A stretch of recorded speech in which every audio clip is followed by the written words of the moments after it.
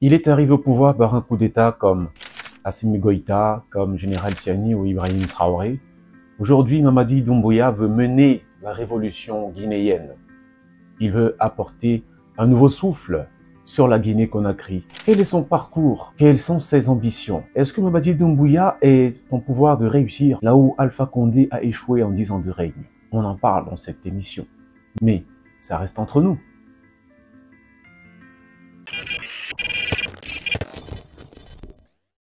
Il est né le 24 décembre 1972 et le 5 septembre 2021, il prenait le pouvoir par la force.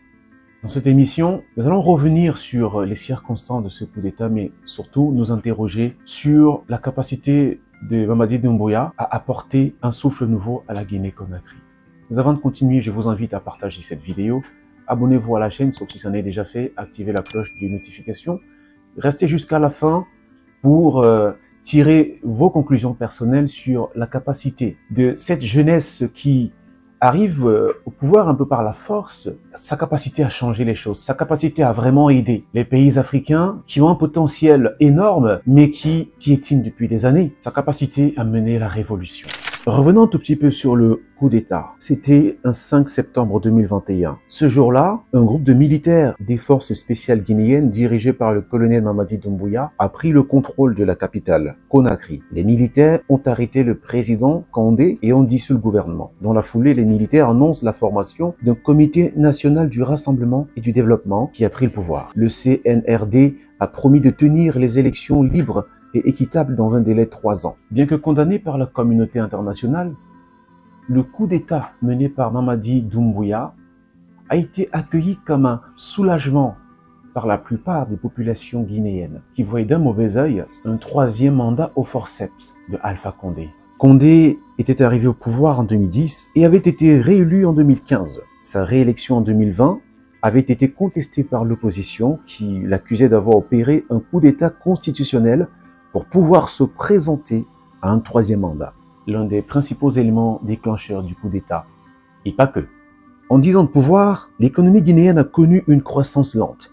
Le taux de pauvreté est resté très élevé et le chômage a augmenté. Des organisations de défense des droits de l'homme ont accusé le gouvernement de Condé d'avoir commis des violations des droits de l'homme, notamment des arrestations arbitraires, des tortures et des disparitions forcées. Condé a également été critiqué pour sa gestion de la crise sécuritaire dans le nord de la Guinée. Les groupes armés ont intensifié leurs activités dans cette région pendant le mandat de Condé, provoquant de nombreuses victimes civiles. Je pense qu'il est temps pour nous de se comprendre, de se donner la main, de s'asseoir, d'écrire une constitution qui est adaptée à nos réalités, capable de régler nos problèmes. Parce que si vous voyez l'état de nos routes, si vous voyez l'état de nos hôpitaux, vous vous rendez compte qu'après 62 ans, qu'il est temps pour nous de se réveiller. La Guinée est pourtant un pays très riche, tant bien en ressources du sol que du sous-sol. Le pays dispose de terres fertiles et d'un climat favorable à l'agriculture. Elle possède notamment les 3e réserves mondiales de bauxite. Vous savez que la bauxite permet de fabriquer l'aluminium. Le 1er producteur mondial de bauxite, le 2e producteur mondial d'alumine, le 3e producteur mondial de fer, des réserves importantes d'or, de diamants et de manganèse. Cependant, selon le rapport pour le développement humain du PNUD 2023, la Guinée-Conakry est encore loin derrière.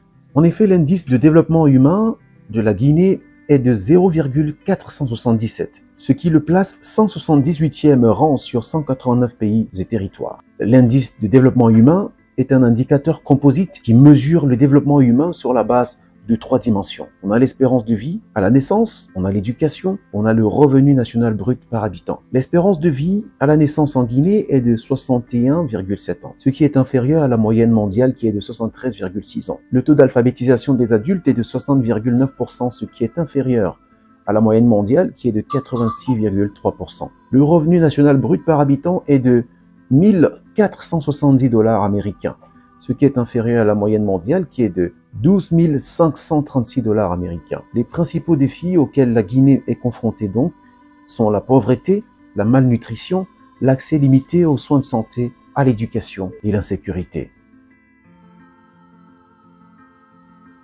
Le coup d'État du 5 septembre 2021 incarné par Mamadi Doumbouya, a donc été vu par de nombreux Guinéens comme un soulagement, comme un rayon de soleil dans une matinée obscure. Et beaucoup ont commencé à nourrir l'espoir de voir un jour la Guinée, elle aussi, figurer parmi les pays les plus riches de la planète, au regard évidemment de ses nombreuses richesses. C'est possible, mais la question aujourd'hui est, les fruits vont-ils tenir la promesse des fleurs? Doumbouya est né dans le village de Boké, dans la région de Boké en Guinée.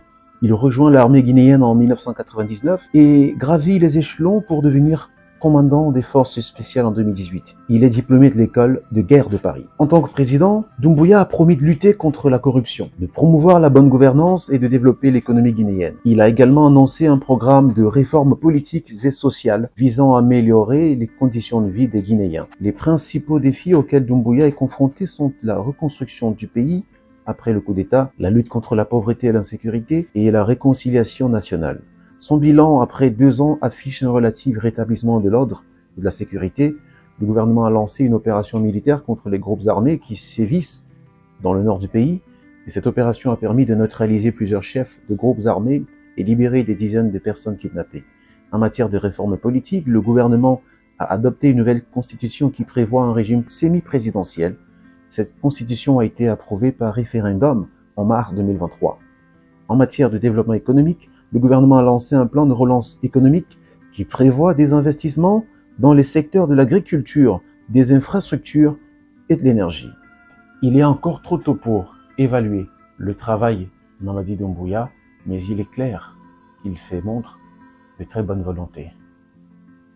Maintenant, que retenir de la situation de la Guinée-Conakry et des 10 ans, on va dire, de passage à vide du professeur Alpha Condé? Que retenir?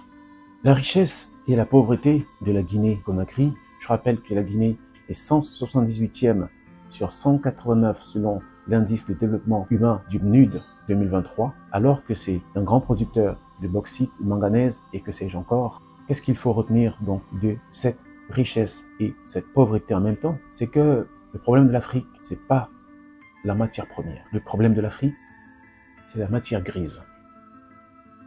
La matière grise. La racine de cette abondance au milieu des angoisses, c'est la qualité des hommes qui la dirigent ou qui l'ont dirigée après les indépendances jusqu'à aujourd'hui. Maintenant, il y a une nouvelle génération qui veut prendre le pouvoir. Assimi Goïta, Ibrahim Traoré, Général Tiani, Mamadi Doumbouya. Cette nouvelle génération peut-elle réussir là où les vieux ont échoué? Si oui, à quelles conditions? J'attends vos réponses en commentaire. Vous savez ça maintenant, mais ça reste entre nous. Chut. Ne le dites à personne.